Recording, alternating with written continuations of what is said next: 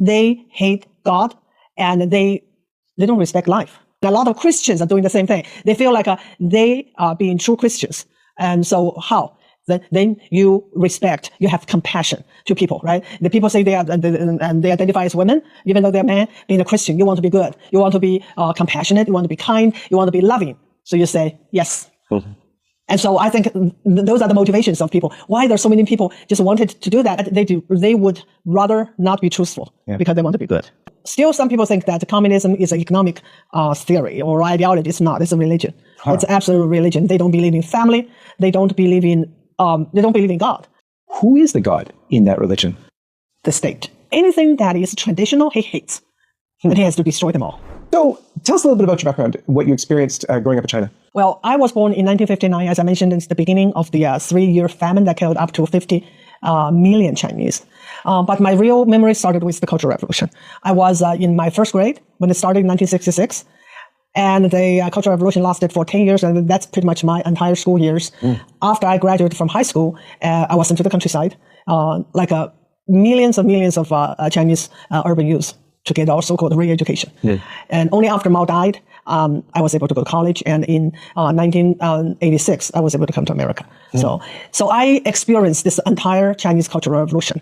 And so what I saw is happening here. This is the thing, whenever we hear of communism, we think, it's a system of sort of sharing and saying that, you don't own too much stuff, but we didn't see it like that.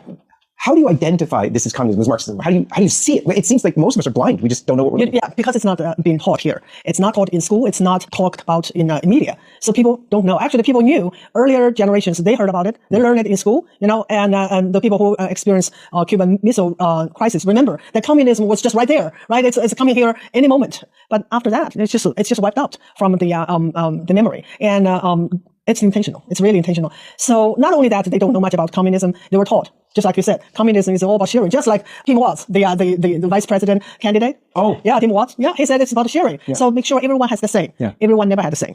And, but that is the, what I call this kind of a classic communism. It's a class struggle, right? Mm-hmm. It's class struggle. It's the rich versus the poor. And that brand of communism is still here. It is cultural Marxism. Mm-hmm. It is a new kind of a breed of Marxism. And it's played typical, the hallmark is identity politics.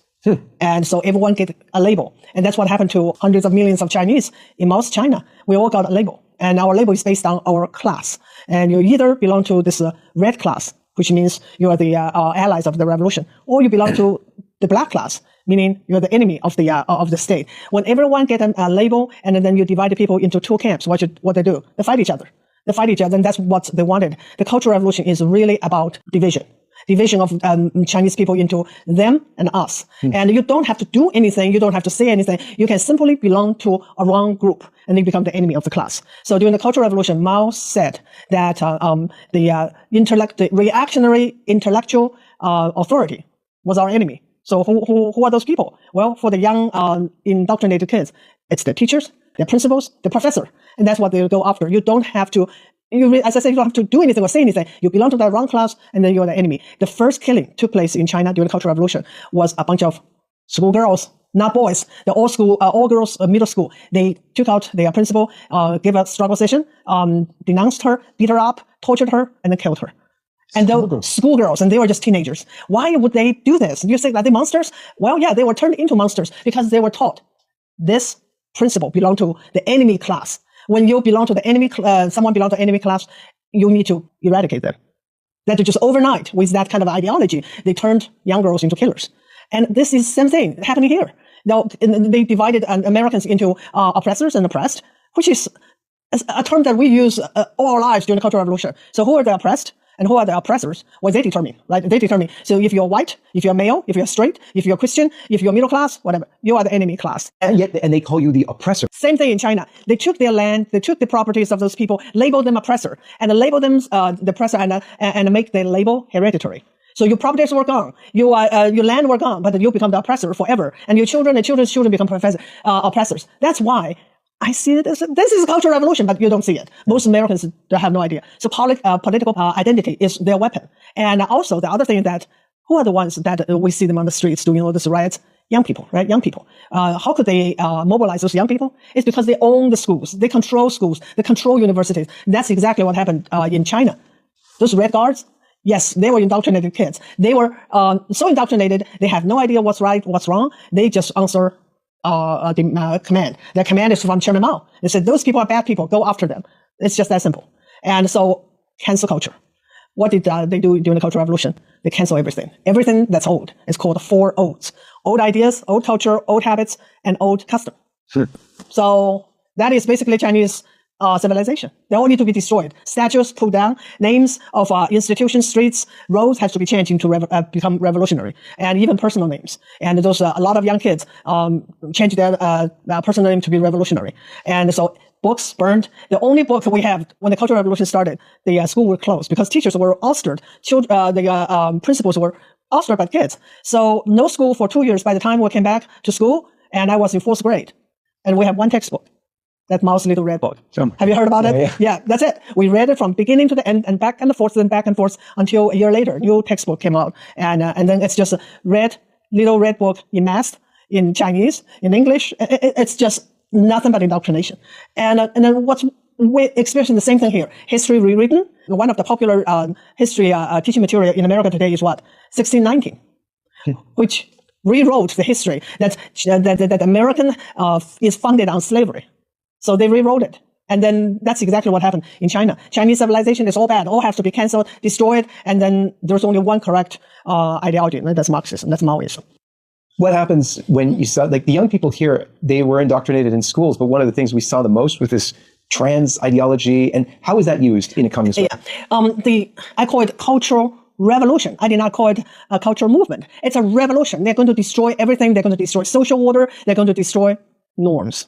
And that's what happened in China, even though there's no such thing as transgenderism, because there's no need. Mao did exactly what he wanted without having to go as to transgenderism, but he destroyed gender norm. He told young people that there's no difference between men and women. Whatever men can do, women can do better. Have you heard about this? Women can hold half the sky? And Biden quoted that in his speech without knowing that it's from Mao. So, yeah, before we had superwomen, in China, we had iron girls. Yeah, really? The girls were just encouraged to think, act, dress like men. And so if you look at the pictures in the 60s and 70s, it's just a sea of the sameness. And there's just a little distinction between male and female, because that's what we're taught. Haircut, everything. Haircut, yeah, there's a little bit, but the same dress code. Yeah. It's all a sea of gray. But it's more than that. It's just what the young girls were led to believe, that there's no difference. So that's their way of destroying gender roles. And so Mao wrote a poem and said that the Chinese women don't like makeup. They like to carry weapons. Yeah, they treated us and said the femininity is toxic. Femininity is weak. He wanted revolutionaries. He did not want weak, feminine women. To me, he did exactly the same thing here, only that he did not have to go that far to destroy gender roles. Because anything normal, anything that is traditional, he hates. And he has to destroy them all. What else did you see in America that you would have said, oh, that's so obviously Marxist revolution or cultural revolution? To me, is you have to see what they want to destroy. And I explained what they want. They want to destroy anything normal, anything that's traditional, anything that means dear to people. Yeah. They want to get rid of it. Right. But why? That's, I think, a question. Why they're doing it? Why Mao did all this? Mao launched the Cultural Revolution because he was, he felt that he was losing power because of his disastrous policies, such as the Great Leap Forward that ended up in the famine that killed up to 50 million Chinese. He wanted his power back. And how? Well, he could have done with the army, but that looked like a coup, right? He used the young people. So Cultural Revolution is a power struggle of Mao, the war on his own party, the war on his own government, because he felt like he was no longer in control. And he was willing to go as far as using the young people and take down the power from his political enemy. And in the process, destroy the entire country. That is how far a dictator were willing to go for political reasons.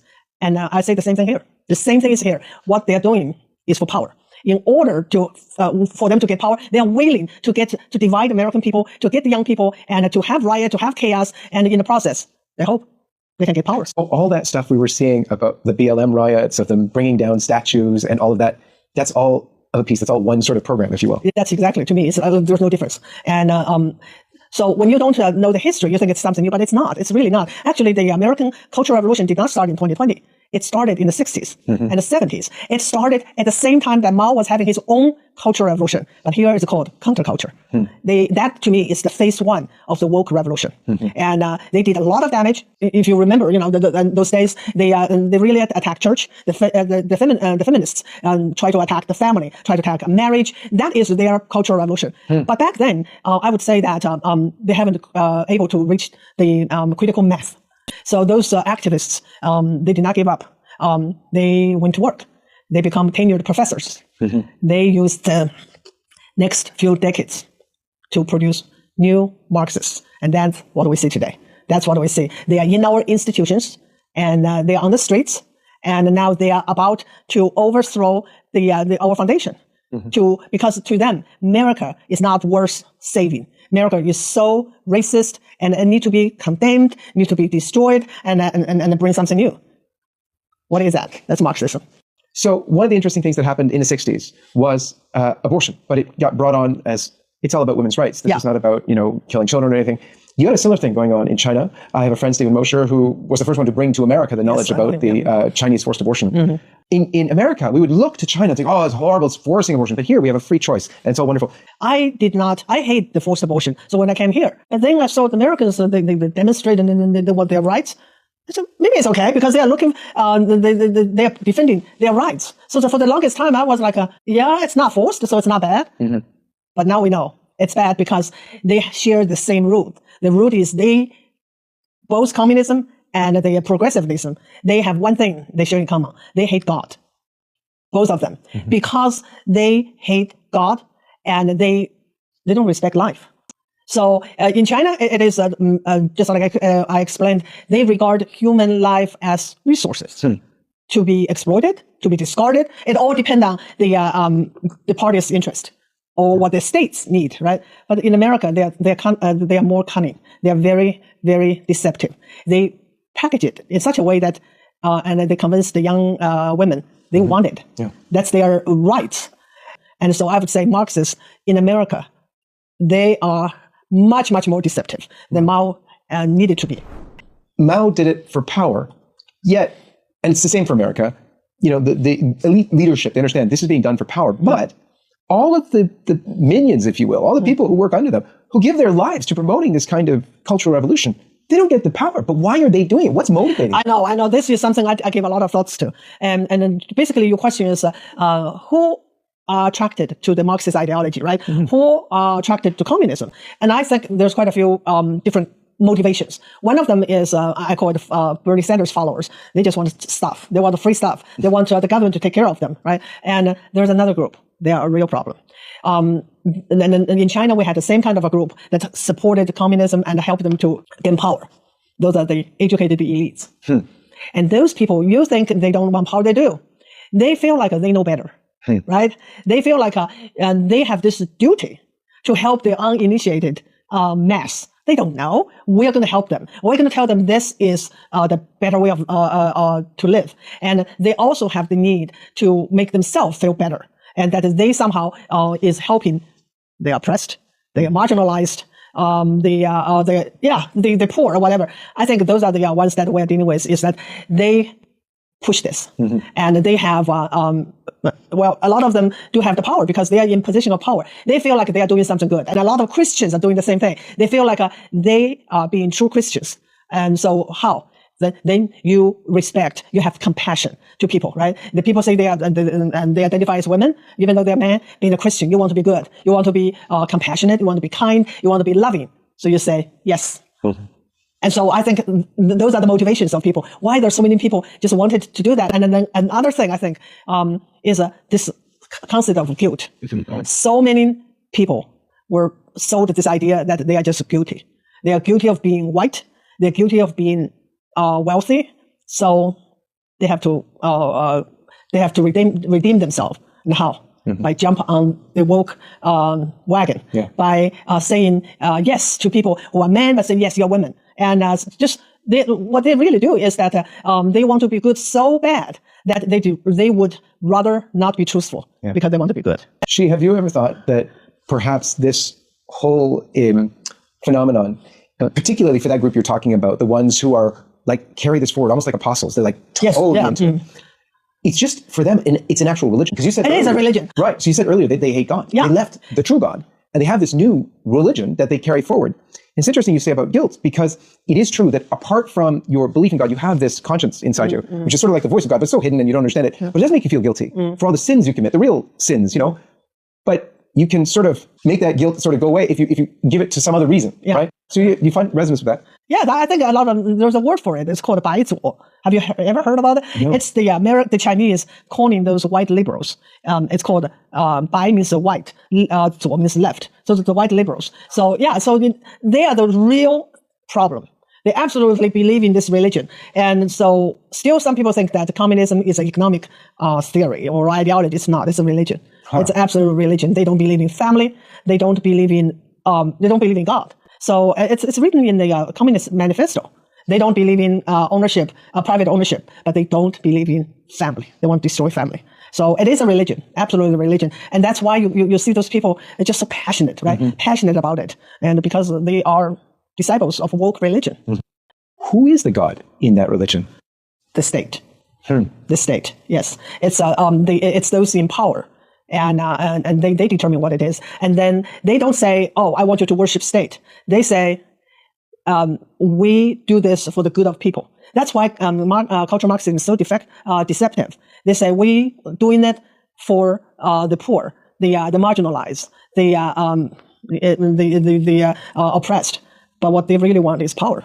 And so that's why I think we all have so much work to do. Yeah. We have to save our church, save our school, save our institutions, so that we can start changing people's worldview. Our worldview today has been really colored by Marxism. Yeah. We have to go back to the biblical worldview. I think that's a challenge, but we have to do it. This program is brought to you by sa simbahang Katolika sa Pilipinas.